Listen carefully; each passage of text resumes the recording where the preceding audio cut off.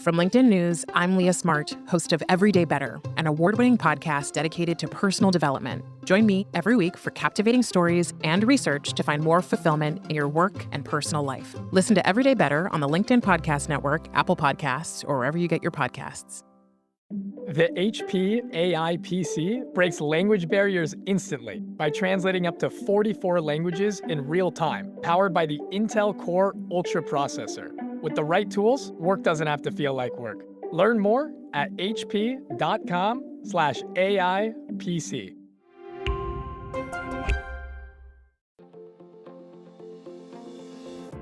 Hello, my friend, and welcome to another exciting episode of Negotiate Anything. Thanks for joining us today.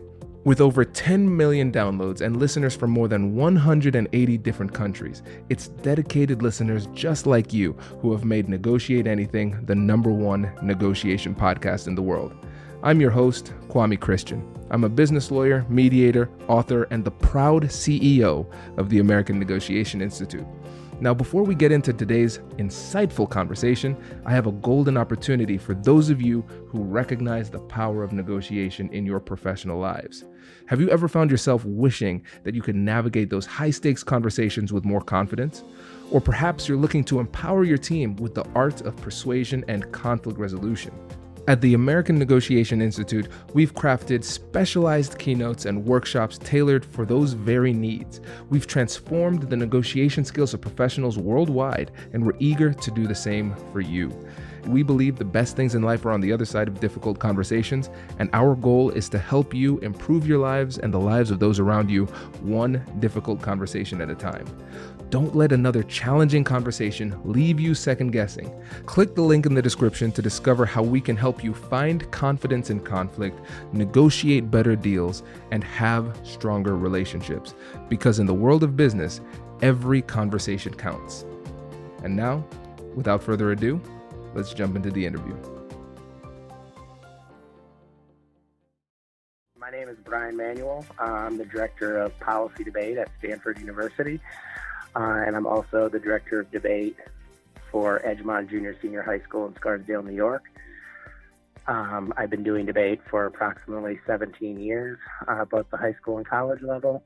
I also work for a governing organization called the National Speech Debate Association that hosts the largest academic competition in the world at this point. And I've been doing debate for pretty much my whole entire life, both coaching and competing. So I'm here to answer all the questions possible to kind of help you all talk about things. So tell us a little bit about how you got into debate. It's actually an interesting story. When I was growing up, I was in 8th grade, and I actually started off doing like speech and interpretation events. I was a duo interpretation competitor.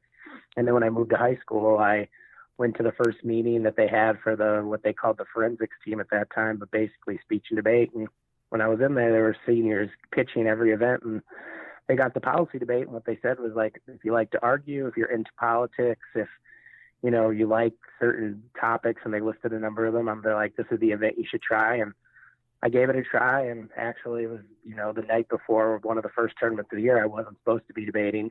And I got called the night before by someone who was dropping out, and they told me, well, will you be able to fill in for me? And I said, sure.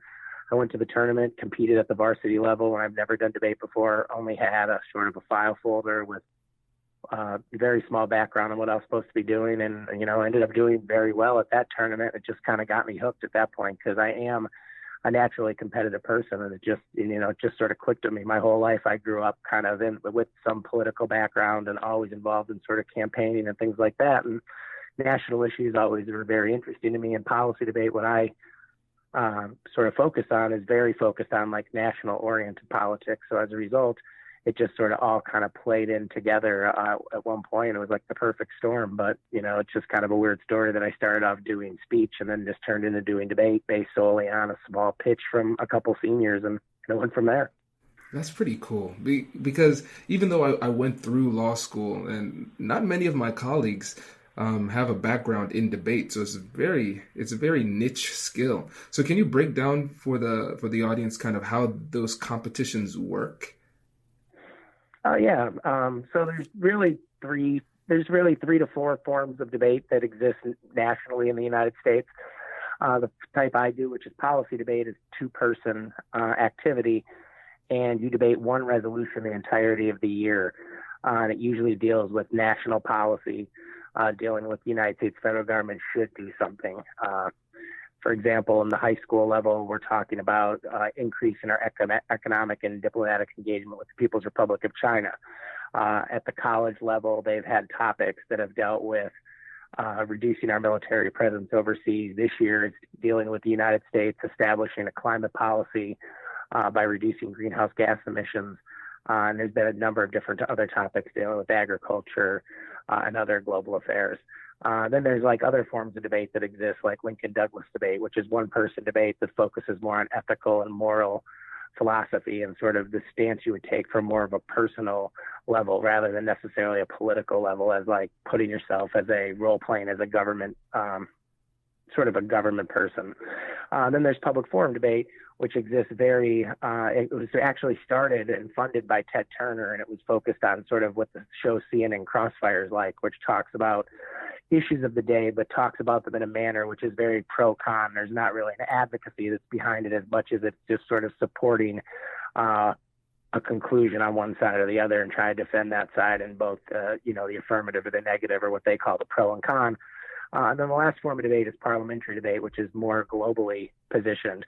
And the way they do it with that is sometimes two-people teams with 4 schools in one room versus, sometimes there's a 3-person team and it's a 3-person on 3-person, and they deal with a number of different issues that affect the sort of the global political system and the global economy. And they always take it from the stance of being like, this house supports or this house doesn't support some major issue. And they don't actually really force them to be any specific kind of government policymaker. Rather, it's just sort of a government institution in general. So you have to take on a more global stance on a lot of the issues. But, there's definitely a huge balance, and the community is huge. There's thousands of kids nationwide that are doing this, and a number of us are being involved. And it's at every level of academia, there's some type of debate now. I was just in South Korea over the summer, and when I was in South Korea, they actually had elementary school debate with kids that were sometimes like in 4th grade up there debating different issues. So it was fantastic to see kids now at like every level of academia are doing some type of debate and have that possibility open to them. Because when I was debating, there was only high school and college debate. There was nothing at the middle school level. There was nothing at the elementary school level. So it's just fantastic. So many opportunities exist. Yeah, that's really cool, and I'm not sure how familiar everybody in the audience is, but I know for me this is just fascinating because this is a whole new world, as they would say in Aladdin. This is really cool. So for you, seeing people develop from high school age through college and now in the professional world, what kind of benefits have you seen personally in your life, your professional life, from these skills that you've gleaned from debate? Everything I do, I can, attest that debate has had some part to play in it. I've managed events of differing levels. I'm very administratively active in the way that the many tournaments around the United States work. I've also been active in a number of political campaigns. I've actually given assistance to a few state representatives in many political debates that have happened in the state of Pennsylvania. I've also given advice to the Democratic Party and the Republican Party and things like that in terms of what tactics can be used, et cetera, at a local level and also at a state level, et cetera. And then beyond that, I've also hosted a national debate championship that was here for the National Debate Coaches Association. And then beyond that, just sort of my everyday ability to sort of interact with my friends, interact with my colleagues, interact with my students, and help sort of deal with problems that come up on an everyday basis and sort of help problem solve and take a different stance and approach than most normal people are taught, even if they are, accredited as an administrator, have gone through certain training they do. A lot of times debate gives you a different perspective, because the one thing that's very vital to debate that people don't really think about is the ability to learn how to advocate for and against certain positions. And also the idea that sometimes we always have to take sort of the switch side approach to an issue and thinking about it from the other person's perspective and think about it from the other side, and then learn how to support your arguments against that approach. And also by learning the other side, you also figure out what the biggest weaknesses are in your argument. So it helps you kind of balance sort of everyday accommodations that you come in contact with, and you just take it from a different perspective that a lot of people don't necessarily have never been trained to do, but also have never really thought is really possible. Because so many people I feel nowadays are just locked into thinking like we have to believe in one thing, and despite what we believe in, like that's it. And we're just going to be diehard about that. And I think that, debate in general has really taught me to know that there's two sides to every coin. And as a result of that, you have to sort of analyze both perspectives to be able to take into full account of why you're right in any issue. This is really interesting to me. And I can't help myself here, because you said that you've essentially consulted with different, both the Republicans and the Democrats in various debates on the local and state level. And so I was wondering, what is your perspective? If you could put on your coach's hat and stand in either Hillary's or Trump's corner, just from a purely stylistic and purely message-based position, what advice would you give to either of them? Where are their areas of opportunity to become better communicators and debaters? Hello, my friends. Before we get back to today's episode, I want to ask you a question. Have you ever wondered how to elevate your team's negotiation game and how you can help the folks on your team have better, difficult conversations? At the American Negotiation Institute, we offer transformative keynotes and workshops tailored to empower professionals with top-tier negotiation and conflict resolution skills. Whether it's a keynote for your next event or hands-on training for your team, we've got you covered. Don't just negotiate. Master the art with the American Negotiation Institute. Click the link in the description to find out more. Elevate, negotiate, and succeed. Introducing the HP AI PC, your powerful AI assistant. Easily search through personal files, gain valuable insights, and make smarter, more informed business decisions. Unlock the future of work today with the HP AI PC, powered by the Intel Core Ultra processor. With the right tools, work doesn't have to feel like work. Learn more at hp.com/AI PC. Well, I think, if I were to take the perspective of all three debates, I think they all had their varying advantages and problems. I think one huge thing for the Trump campaign was that they just didn't take advantage when advantage was presented to them. Like when there was opportunity presented to them, they didn't know how to take advantage of it. I know there's a number of different points where I thought there was a lot of leverage going in his direction, and he would either switch the topic or he would get lost in making comments about something that was irrelevant or something that wasn't something that people wanted to hear about.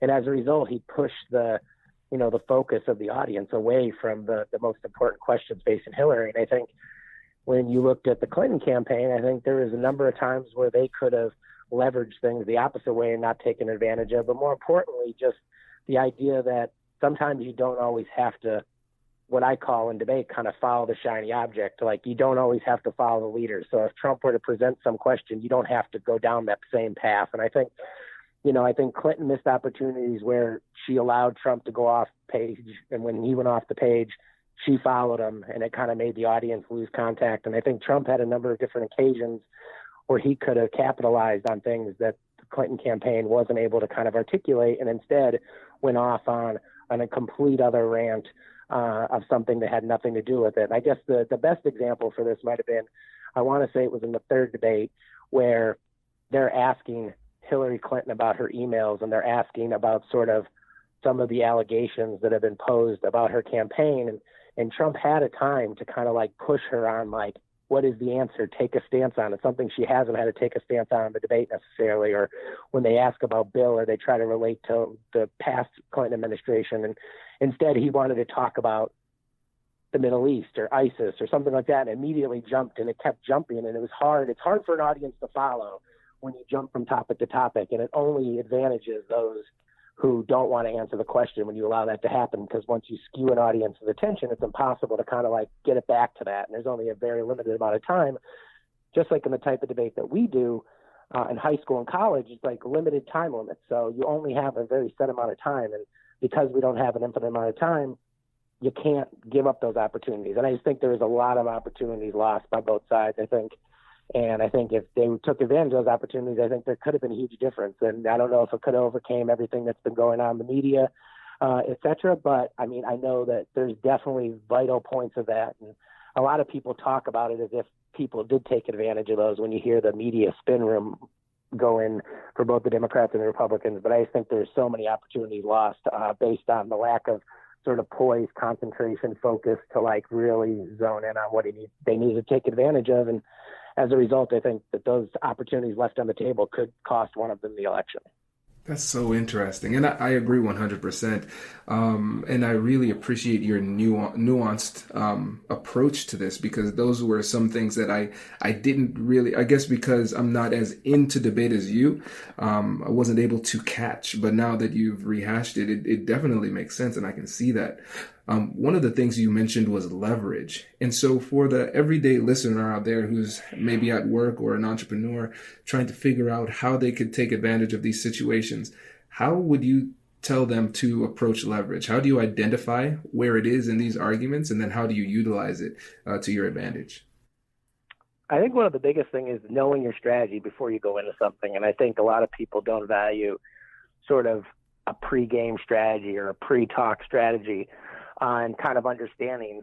And I think when people do have a set strategy, I think what they end up doing is they have an A plan, but they don't have the contingency plans. They don't have a B plan and a C plan. And to kind of relate it to how I coach on an everyday basis, I try to go through with my students and I have them write down, like, what do we want the A strategy to be? But however, what is the fallback B and C strategy? And then when do we fall back on those? And I think it's important for people to have that strategy, and then using the leverage is just sort of being able to set yourself up and knowing at certain points, like, what do you expect to happen?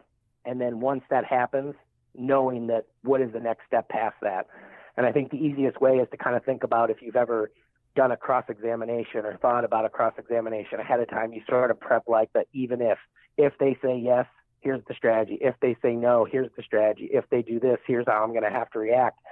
And I think having that kind of play out in your head and doing practice in your head where you say, like, if this is the answer, this is how I move forward, is how you gain leverage. Because if you don't have a strategy, you don't know how to react in certain instances. And it's impossible to gain leverage unless you already have something prepared to take advantage of.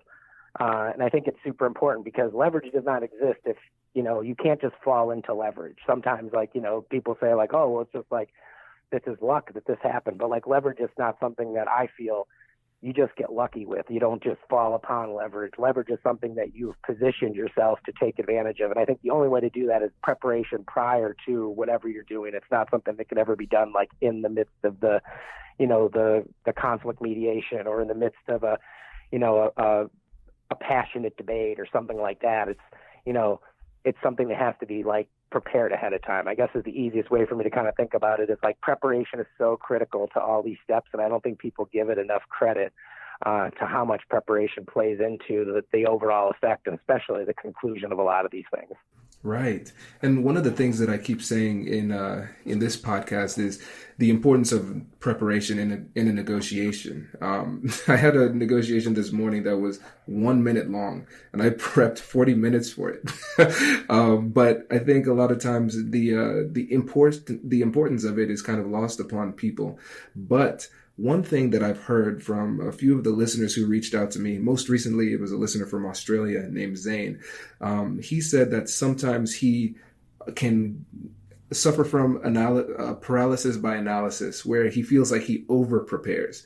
How do you, with your teams, how do you work with them in a way that they are adequately prepared but not rigid in their performance?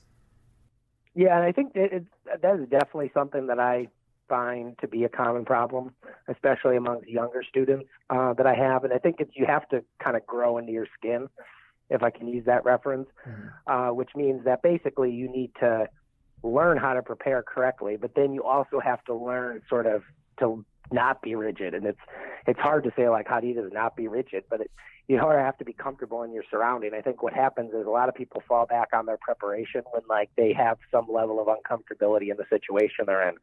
And a lot of times I feel like over preparation is not really the problem. It's when you prepare enough to only know that material and you don't know how familiar you are with that material. So for example, on a lot of the debate topics that happen is that I know just from my experience, I have a lot of familiarity with arguments and just the kind of natural arguments that come about in the general political conversation that happens, generally reading the news, et cetera. And then I go into like actually looking at the word for word arguments that are happening through all the research. And I realized that you don't need to understand every word of what's happening. You just have to understand the concepts. And then the concepts will be filled in by your knowledge that you already understand going into it. And I think it's so important for people to know that you don't need to follow word for word the script. The script is just the model for which helps you kind of go through, which is why I always try to encourage students, like, don't write speeches word for word. Don't write blocks word for word. You got to just have things on there that when you see words, it helps reference ideas, and those ideas you're comfortable with because you've come up with those ideas and they're not written in stone somewhere. And I think when people call it over preparation, I think they're just too tied to the material, too tied to the script, too tied to the written research that they've done or whatever the case may be. And I think that is what they're calling over preparation. But in reality, I think that's just because there's some level of uncomfortability that exists. And the more comfortable you are with your surroundings, the more comfortable you are with the material, the more comfortable you are with presentation, I think you move away from that rigidity that locks you into kind of thinking like, if I don't follow this script perfectly, it's not going to work, which is why I feel sometimes, and I don't know if you've ever been in the situation where you have to do material ahead of time, but then it gets pushed to someone else that has to conduct it, either because you've been pulled off onto another issue or because you've been sick or something came up that pushes someone else to have to take your material. The people who take someone else's material, I feel, are caught in a situation more times than not because they have not created the comfortability with that material that you have gained and you have kind of created with. And as a result, you'll find that even if the research has been done and the knowledge is there and they know how to do all this, they're just too focused on like trying to follow the script rather than just doing it themselves and learning and kind of going with what's comfortable. So I think comfort is like the number one issue. And then beyond that, it's just you have to know a lot about a lot of things. And I know that's hard just for people to kind of take in, but the more familiar you are with like a little bit of everything, the easier it is to take material and just sort of become comfortable with it. So I guess that's an easy way to kind of sum it up. And it's just the different experiences I had is like sometimes you have to give a speech on the fly and sometimes you have to use someone else's notes or be a part of a group project. And then you didn't plan on presenting. The next thing you know, you're presenting, you're in a team mediation. And, you know, sometimes you have to get involved in the part where you didn't do a lot of research on the mediation, but you're familiar enough with what your partner in that process did to kind of take over. And it's not, you don't need to know everything they did, but you just got to be familiar enough to know what the situation is, what they've done, what you've done, and kind of how to make it work on the fly. And that's really kind of like helps you open up in those situations, I feel like. Yeah, that is brilliant. It's almost like you've been teaching this for nearly 20 years or something. And you know, when you were speaking on this topic, it really made me think about some of the most creative and high-level arguments that I've heard come from people talking about sports or reality TV shows. And so you can imagine those kind of frivolous conversations we have, but they can go on for hours, just arguments for hours. And people knowing all of these statistics is because they sit in front of a TV for hours on end and they're constantly consuming this material. But then when it's time to prepare for a debate or a negotiation, they might prepare for maybe an hour or less, something like that. And then they feel, well, I over-prepared. I was too rigid, when it's really the opposite. They didn't expose themselves to enough of the material. And so it's really difficult for them to maneuver fluidly in the conversation when it's time to perform. And I think that's one thing, and I'll like bring up the political debates that just happen on TV that makes them all out of touch with the everyday sort of American, is that in those debates, I feel they're not like a debate in the sense that people want to think about debate, because there are talking points. They are sticking to those talking points. And very rarely you ever see a time where they come unglued from those talking points. And it's those moments that where I was talking about where like things weren't taken advantage of. They weren't done. But the problem is like they're so unfamiliar with being able to like go off the script that the rigidity sort of locks them into like not knowing how to act in those situations. So you can't take advantage of them. And I think it's true of like any negotiation, any debate, any interaction that you have with someone. anything can change on the fly. And if you're so rigid to only go with what you know is on paper or what you know something said, it makes you unable to adapt to that situation. And if you can't adapt to your environment and feel comfortable to adapting because of everything you know, then you're always going to put yourself at a disadvantage. Right. This is really interesting. And one of the things to me that's most interesting about debate and negotiation, when you're kind of comparing the two side by side, is that when you're in a debate, your audience is comprised of the spectators, the judges, and the people watching. Really, it seems to me, and this might be a naive perspective, so feel free to correct me if I'm wrong here, but it seems to me as though with debate, a lot of times your opponent is more like a tool through which you communicate to the audience. Whereas with a negotiation, you're genuinely trying to communicate and persuade the other person to engage in joint action with you. What do you think about that? Am I on the right track? I agree completely because I tell my students all the time, the only people you have to convince in a room that you win the debate is the judge. It's always the most important person in the room. Because a lot of times I notice early on, students want to always engage with their opponent. And I'm like, engaging with your opponent and like looking at them and talking to them as if they're going to speak back to you or ever going to agree with you. It just doesn't work in competitive debate, because the goal in competitive debate is to just win that your side is right in the context of the debates that happen. Not that you're on the side of truth, that you're on the side of justice, whatever, but like the arguments that you present in the round are correct, but there's only one person that gives that decision. That's the judge. So as a result, you are using them as a tool. You're talking to them. You're using things they say against them. You're using things they say to help frame the way your arguments are, but you're speaking to a judge, or you're speaking to, in like a negotiation setting, maybe where there's like an arbitrator. You're speaking to that person because there's one person going to make a judgment at the end to say, this is what's going to happen, and here's what I believe is going to happen. But in a true negotiation where you need to kind of find points of compromise, it's much more important.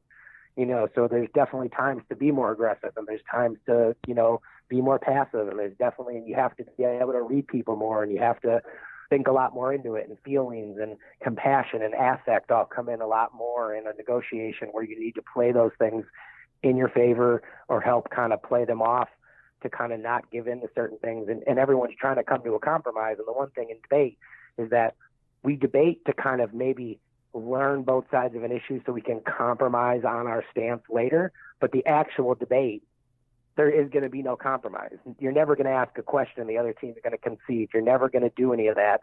Pretty much like a negotiation, probably, where you don't go in and you don't ever think that everyone's just going to give in to all your demands, but you have to assume you have some to give, you have some to take, you can lose some and win some.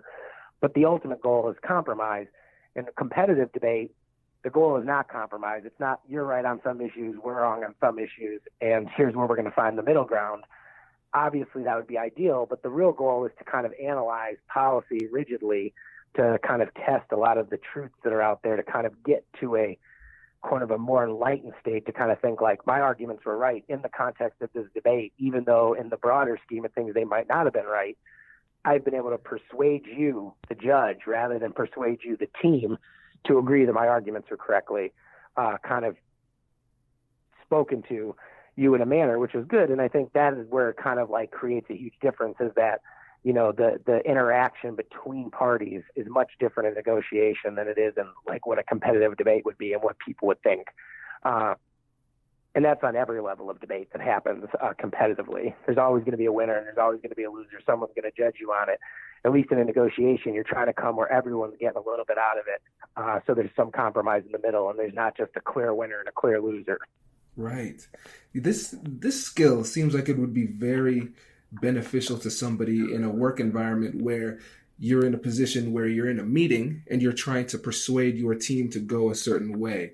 And you might have opposing views with somebody else, but your job is to persuade the audience to come your way, not really negotiate with the other person to bring them into the fold, because it's one of those situations where you're in front of a number of people and those negotiation skills don't play as well in front of groups. So for people who are trying to persuade in meetings, what tips would you have for them to try and get the audience to come their way? I think the biggest thing is, like I said before, is having a strategy, knowing what you have to get. It's important to know that, like, you might want a lot, but you don't have to get everything. And it's important to know what you need to get and what if there is opposition to you getting what is absolutely necessary, what is the opposition to it? And it's always important to know your kind of like who's against you.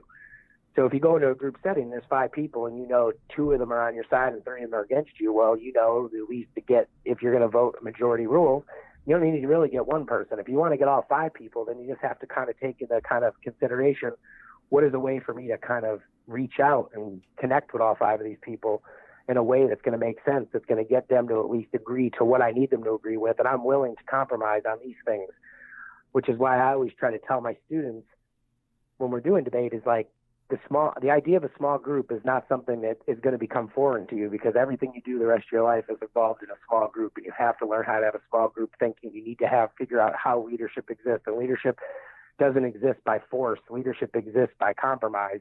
And I feel the people who will become the best leaders are the ones who will understand how to take on and know you can't win every battle, but instead you figure there's a bigger war, and you know that certain battles you might lose, but the ones you know, the critical ones, you have to win. And I think it's important in that small group setting, but I think that's also important to negotiation strategies, legal strategies, arbitration strategies, competitive debate elements, is that knowing that like you can't win everything. And I try to teach my kids when we're doing debate is like, you got to even understand to who the other side is. Like, I know you're going to get something. I know I'm probably not going to win everything. But as a result, like, here's why it's important. The things I'm doing are important. And I think that's also important to everything. And I don't know how you frame it in context of all the different situations, but knowing it's like, even if you get these things, I'm still going to get something else is crucial to understanding, because it's part of the bigger strategy, which is that you got to have something to give to get. And I think that's important. I think a lot of people think that they can just rule with an iron fist or just rule with like authoritarianism and say, I'm going to do this and I know I'm right, and I'm just going to force facts down people's throats. And people don't move on facts. People don't necessarily, everyone moves differently, why they're going to switch their opinion, why they're going to compromise, why they're going to give in. And I think it's important to kind of know before you get into it what the opposition is you face, how you want to overcome it, what you're willing to give up in face of that opposition, and knowing that is that going to be enough to give to get them back on your side, I think is important in any of these situations. Right. And it seems like debate and negotiation could complement each other really well in the group meeting type of situation. Because beforehand, let's go back to your example where there's 5 people, you know, you only need to get 3 on your side to win the vote. Before the meeting, you can engage in coalition building, which is a little bit more of the negotiation side. And then in front of everybody else, you can rely more heavily on those debate skills. No, it's definitely true. And I think it's important to understand kind of and create alliances in certain manners and know that there are people who can help you in certain ways and understand what the end goal is. If the end goal is just one vote, and you're going to just need them on your side for that, and then once it's done, sure. If it's a longer term game and you're looking at kind of like being in a leadership role for a while, or trying to be at the head of something, or create or make movements to know that you're going to have support later on, then you might need to have more far-reaching approach. And it's just, you know, different in the ways you'll deal with it. And, you know, I always try to tell people it's always better to have everyone on your side that know that you're at a split vote, and at any time what you think is the final case might switch the next day. Based on someone who gets added in your group. And I'm sure people in the business environment have that all the time, where your group might have 5 people, and then one day that 5, the next day it's a different person comes in. Someone gets moved up, they get promoted, someone else fills in that spot, and then all of a sudden the majority changes. So as a result, you always need to kind of be in position to kind of know why you want everyone on your side. And I think the goal is kind of like knowing what you need to get, knowing that like you feel that you're sacrificing enough and that you're giving to get, and knowing at the end that, you know, in the end, the negotiation that you worked out is something that's amenable to everybody rather than just amenable to the majority. Right. Man, this is great. And this is really good, because you're the first person that we've had on this show that really delved deeply into more of the argumentation side, which is important, which is a key part of it. You can't only, you know, bring one tool to the table and hope and think that you can persuade people. It's I think this is a really great tool that the listeners can use to have a more well-rounded persuasion approach. So I really appreciate you sharing your knowledge with us today. Well, I think it's important that people are just open-minded to the idea that there are 2 sides to every issue. I think some people come in and they think they have to be rigid in their approach. And unwielding in their kind of support for an issue or their, opposition to an issue. And I think in the end, it's just that rigidity locks you into a lot of things that you might not be willing to go all the way with. And I think if the goal is compromise and if the goal is creating the best combination of everything you have, then everyone is important to that team. Everyone is important to what's in that room. If a negotiation was always just one-sided and we went in with just an iron fist and say, I'm going to get all these demands, I guarantee I'm getting them. I mean, that's a lot to kind of bite off. So at the end, you really just got to be open-minded to the idea that everyone's got something to add. You're probably not going to get everything, but it's just sort of like, what do you need to get and what are you willing to give up to get that is very important. And it all comes back to what we said right in the beginning when we had the discussion, which is that preparation is so critical to all of this. And, I don't think it's ever valued enough in the grand scheme of things. I think everyone just thinks they're people who show up and they're good game day sort of, advocates or game day. I show up, I'm ready today. I can always do it. I'm just always on. And I just think, the people who are always on are the people who are always prepared. And that's kind of having some forward looking ideas in terms of how you're going to get to where you need to be. This is this is so good. I'm spending a lot of my time not being an interviewer, being a student, and just absorbing as much of this knowledge as I can. This has been really, really, really helpful. So thank you for that. But yeah, is there what's next for you? Do you think, professionally speaking, because you've had so much success in this realm? It's almost like, what's the next level? I mean, I love doing it. And I just think every day seeing kids, I love working with the college students. I love working with the high school students. And my real passion is just when I see someone get it. Mm-hmm. And I don't know if you've been in the same position I've been in, but where you're teaching someone and, you're giving them concepts and you're trying to give them the knowledge they need to kind of go out there. But it's when you first see someone who really gets it, and they get the concepts and the skills and the different values you're trying to, give to them. And then all of a sudden you see them apply them and they lighten up in the idea that it's just like, wow, I did it. That to me is what makes my job important. What I feel makes me who I am is that, when I watch kids get it and they have fun doing it. And it's not the wins and the losses necessarily, even though those are great, and my resume is built on a lot of wins and losses, and it's hard to kind of put a value on what it means to get it, and have those kids with just that smile or just the fun of being at an event, where they're just trying really hard. And it's just, we're working every day to kind of get better at what we're doing. And I know everyone wants to value it in terms of how many trophies did you bring home, but what really makes me love it is that. And I don't know if there's really any other field at the moment that really makes me happier than to do what I'm doing in debate, despite what's in the future. I know everyone's trying to think, what's this, what's that, but the one thing I think is very important to me, and I think a lot of people would agree with me out there, is that if you can work every day knowing that you love your job, there's really no better place to work, no matter what you're doing. And I really do love my job at this point. And it's just, I can't imagine me doing anything else right now. Maybe there's something different in the future, politically or in business or something like that as a consultant. But right now, I can't imagine anything better than teaching kids, both the high school and college level, and doing my best to kind of watch and, be a mentor to them and sort of help them through their adult lives, and just watching them at the same time, gaining all these great skills that I try to help them become as applicable as possible to their everyday life and do everything from there on. And then watching my students, graduate high school, graduate college, go on to have jobs at, in government and Silicon Valley, in the tech industry, in, energy, et cetera. It's just amazing. So it's just, that's what puts a smile on my face every day. I love doing my job. And I guess, if you polled most of America, people would probably say more than 50% of their people aren't happy with their job. I would just take a guess at. And I love it. So until I stop loving my job, I can't imagine leaving it. That's awesome. Yeah, you are in a good place. You're one of those lucky few that loves it. I love what I'm doing for the same reason you do. I love seeing people get it and realize that these opportunities to negotiate are everywhere. Well, I know we've taken up a lot of your time, so I really appreciate you being so generous with this information, and I know the audience is going to get a lot out of it.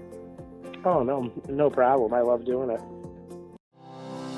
Congratulations! You've just joined an elite club. By listening to a full episode, you're now officially on the Negotiate Anything team. So welcome aboard. What most team members do is they subscribe to the podcast because that allows them to automatically get the latest episodes of the show. The best things in life lie on the other side of difficult conversations. Keep learning, keep practicing, and keep getting better. Your relationships will improve, your career will soar, and you'll have the confidence you need to get the most out of these crucial conversations. Again, thank you for joining the team. We're excited to have you, and I will see you in the next episode. I'll catch you later.